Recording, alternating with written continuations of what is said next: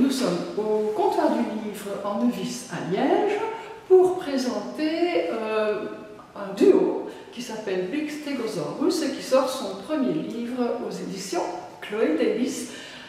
Ce sera là pour les fêtes de fin d'année, tenez-vous prêts.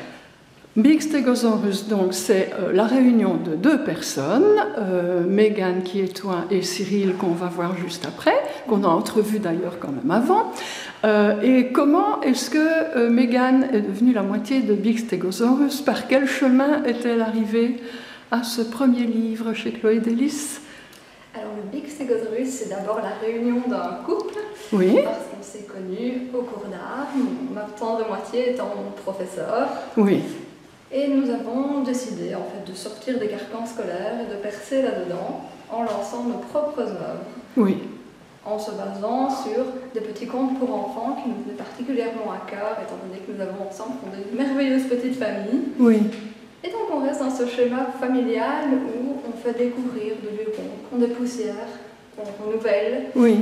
Et auquel on donne un petit coup de neuf pour les nouveaux lecteurs. Ah oui, ça j'ai vu que c'était bien dépoussiéré et c'était bien agréable d'ailleurs parce que, enfin on en parlera plus tard, mais j'ai été agréablement surprise par le livre qui est soi-disant pour enfants, mais enfin les grands trouvent leur bonheur aussi. C'est le but, c'est de plaire à tous les publics. Oui, oui. Ça... Autant les parents qui doivent connaître une lecture agréable et pouvoir transmettre ce conte à leurs enfants de manière tout à fait nouvelle. C'est vraiment le mot, c'est dépoussiérer tout ça. Oui. Et pouvoir donner un coup de frais à tous ces vieux contes qui malheureusement restent trop souvent terrés dans les bibliothèques et que je devrais pouvoir les relire de manière agréable. Oui, c'est vrai. Alors maintenant, on passe à Cyril, donc qui est l'autre moitié du Big Stegosaurus. Et toi, quel fut ton chemin pour arriver à ce livre? Je dessine toujours, en fait, en réalité. J'étais à l'académie, où j'ai fait les cours du soir et les cours du jour. Et j'ai toujours aimé la BD, en fait. La bande dessinée, ça m'a toujours passionné. Donc, c'était pour moi logique d'en arriver là et de sortir cet album de Saint-Nicolas qui correspond aux fêtes de fin d'année. Et j'aime beaucoup, en fait, le Saint-Nicolas, le Père Noël. C'est quelque chose qui me passionne. Alors maintenant, on va passer à la présentation du livre lui-même. Donc, on sait déjà qu'il s'agit d'une ancienne légende, mi-religieuse, mi-mystique, mi-inventée, on ne sait pas trop, qui est très populaire chez nous et que j'espère, grâce à votre livre, elle va un peu déménager aussi, toucher d'autres terres. Donc, montrez-moi un petit peu la couverture, là. Alors, c'est qui ce personnage? C'est Saint-Nicolas. Saint-Nicolas, donc qui est très connu en Belgique et dans les pays nordiques en général, qui a donné lieu à Santa Claus d'ailleurs aux États-Unis. Hein, oui. Mais alors, comme on a déjà dit, c'est un Saint-Nicolas très très modernisé, hein, et qui n'a pas l'allure qu'il a d'habitude, hein, comme un espèce de massepain ou de biscuit.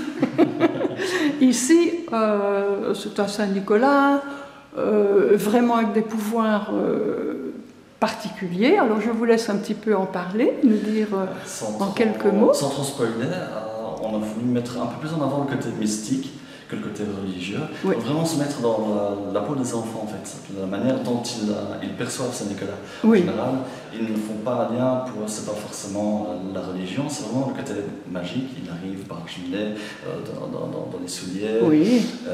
C'est quelque chose de magique pour un enfant. Oui. Ça n'a rien de religieux. Et on voulait développer ça, en fait. Le point de vue de l'enfant. Et le côté mystique, donc fatalement, tout le pouvoir, tout ce qu'il peut faire. Oui.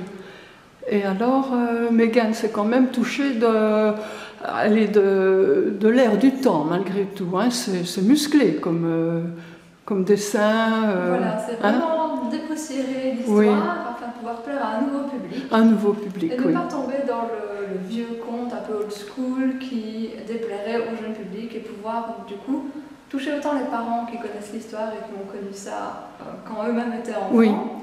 Et pouvoir aussi toucher le petit nouveau qui connaît un tout petit peu l'histoire, mais qui fatalement ne s'entend pas sur la religion, mais plutôt sur le bonheur de recevoir les petits cadeaux. Oui. Et avoir vraiment une vraie origin story à Saint-Nicolas. Ben oui. Et ben, montre un peu quelques pages, comme ça qu'on puisse voir le style. Voilà, le dessin est c'est vraiment très beau. Vraiment, moi je me suis régalée en le lisant. C'est tout à fait une nouvelle conception du Saint-Nicolas, mais je trouve justement que ça remet Saint-Nicolas à la mode. On a terminé cette fois-ci, et je dis cette fois-ci parce que j'espère qu'il y aura d'autres livres quand même qui vont sortir. Voilà, d'autres légendes, etc. Et ben voilà, à une autre fois, et bonne chance à votre livre. Merci. Ah, tu étais sage, ça s'appelle.